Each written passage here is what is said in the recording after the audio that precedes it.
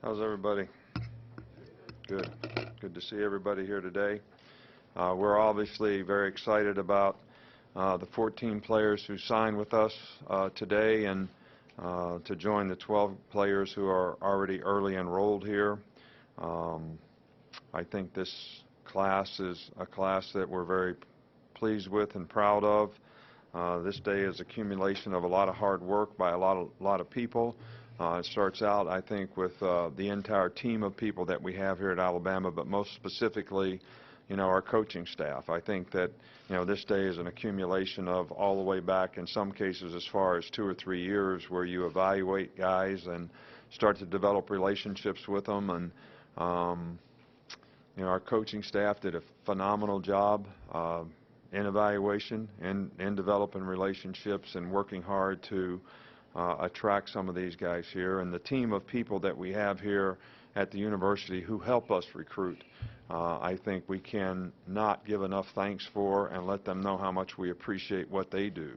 I mean, everybody from Dr. Bell, Bill Battle, speak to these guys when they come in on the weekends. We have great response in the university community from our professors and people who come out on Saturdays and have lunch and take these guys to their colleges.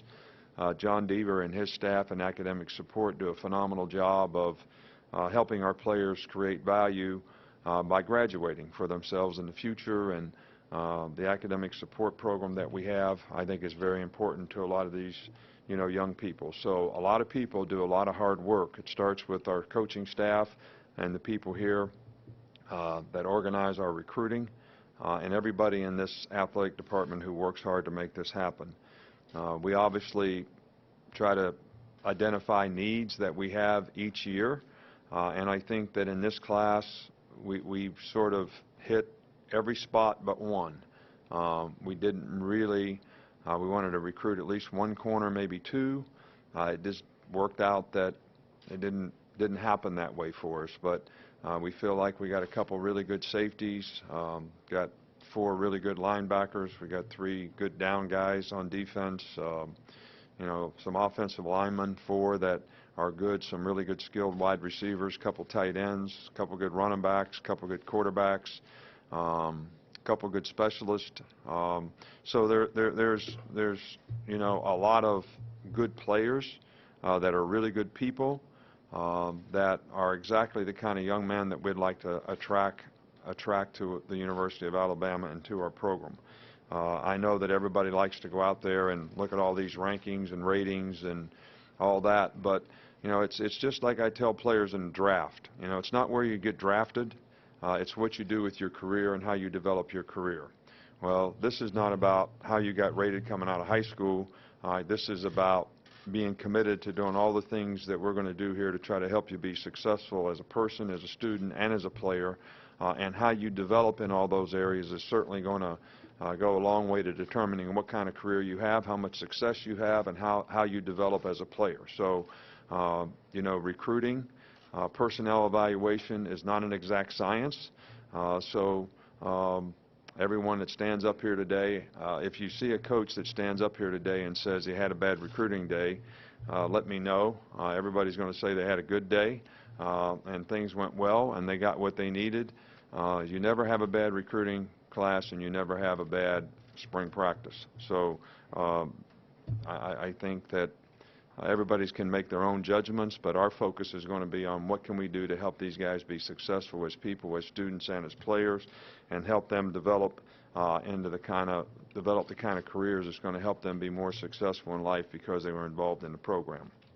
So again, I would like to thank everybody that contributed to helping us put this class together. A lot of people in the university community, a lot of people in the athletic department, a lot of people on our staff, our coaches, their coaches' wives, a lot of people are involved in this, and we really appreciate everyone's efforts.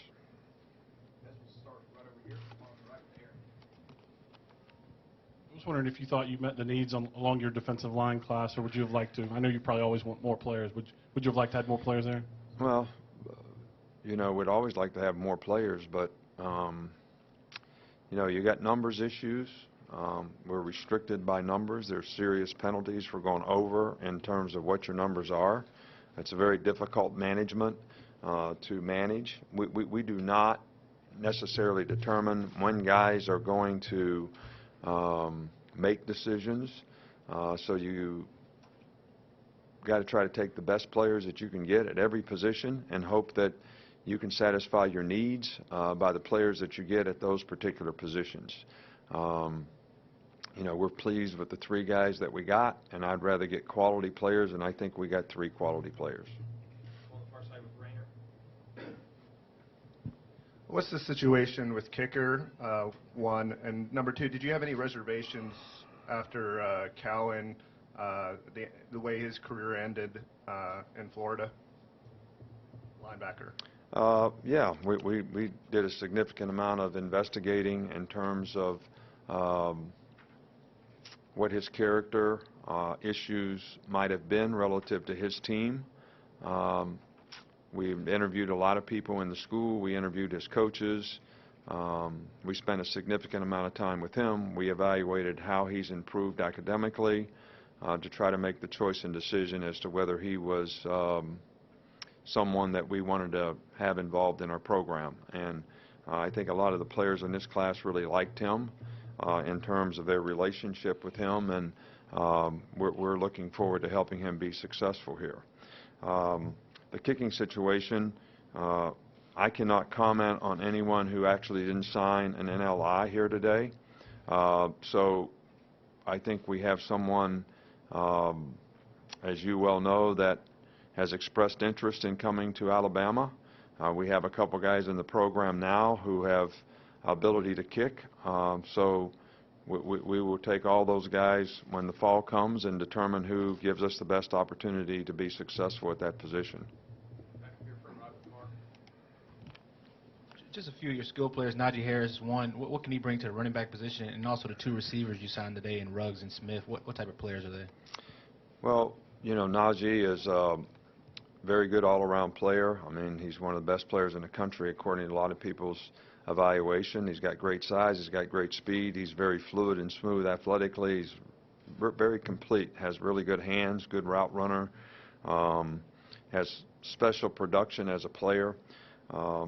You know, we think that Henry Ruggs and Devontae Smith are both very explosive guys. We've had them in camp for a couple years.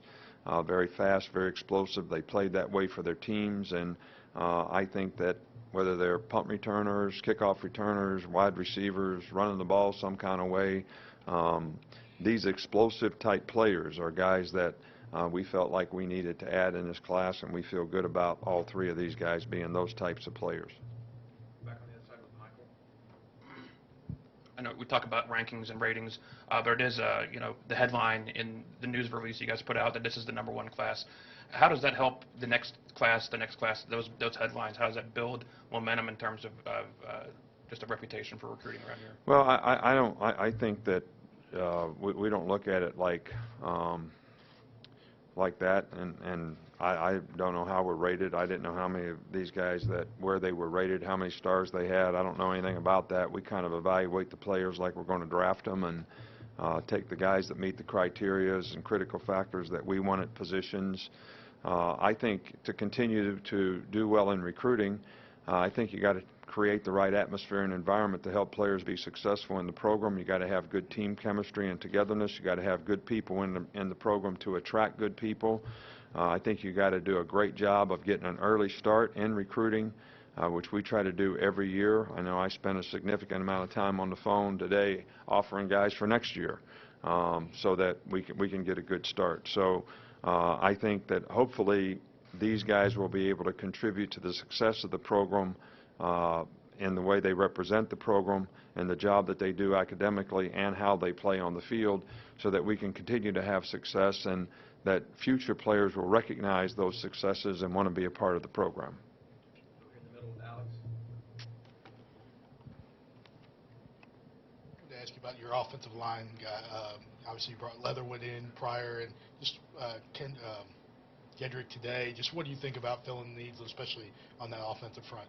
Well, I really like the guys that we got. You know, we took a junior college guy at both line positions, which, you know, gives you a little older, more mature guys. But you know, the the guys that we recruited as freshmen have size and athleticism to play the position. Alex Leatherwood has a lot of potential. He's big. We've had him in camp. We've worked with him in the past. Jedrick Wills, we thought was one of the best guys at his position in the entire country, at least in our evaluation. We like the potential of, you know, both other players that we have as offensive linemen. So we feel good about it. I mean, I think offensive line is a developmental position. So how these guys develop at that position, I think, is critical to how much they can contribute early on and how good they can be long term. And I think both of those things are very, very important. You know, Randolph is a guy that has a lot of athleticism, great size, and I think he, you know, we're hoping that he'll develop into something special. Back up front here with Kurt. Coach, you've got 2 quarterbacks in the class. One's here, and I understand the other one's coming in time for spring practice. And I wanted to, A, what is the importance of having the 2 quarterbacks since you only have Jalen back on scholarship? And 2, what is this is a sort of a new development on bringing the guys in early but not as early. Well, we have an academic circumstance here that allows us to bring guys in. We have several players who will take advantage of that, that maybe didn't quite get everything done when they needed to be able to get here and start the term in January.